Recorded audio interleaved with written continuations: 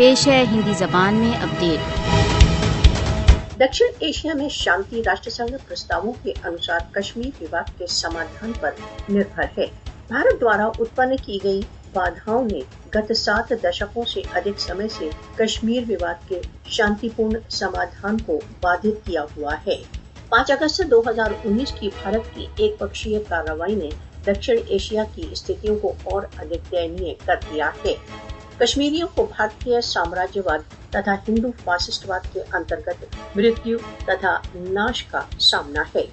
मोदी का अतिवादी शासन क्षेत्र में शांति तथा स्थायित्व के लिए सबसे भीषण चुनौती है। मोदी की फासिस्टवादी नीतियों के कारण भारत द्वारा अवैध रूप से अधिक जम्मू कश्मीर तथा उप महाद्वीप आतंकित हैं। कश्मीर भारत का एक भीतरी मामला नहीं है, एक अंतर्राष्ट्रीय विवाद है जो एक ऐतिहासिक समाधान की मांग करता है। भारत द्वारा कश्मीरियों के राष्ट्रसंघ द्वारा प्रदत्त स्वयं निर्णय के अधिकारों की उपेक्षा अंतर्राष्ट्रीय कानूनों का उल्लंघन है। भारतीय सैन्य दमन कश्मीरियों के स्वतंत्रता के संघर्ष को नहीं दबा सकता।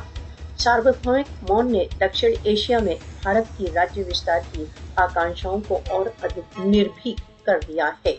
विश्व को कश्मीर पर राष्ट्रसंघ के प्रस्तावों के पालन के लिए भारतीय दायित्व को निश्चित बनाना चाहिए।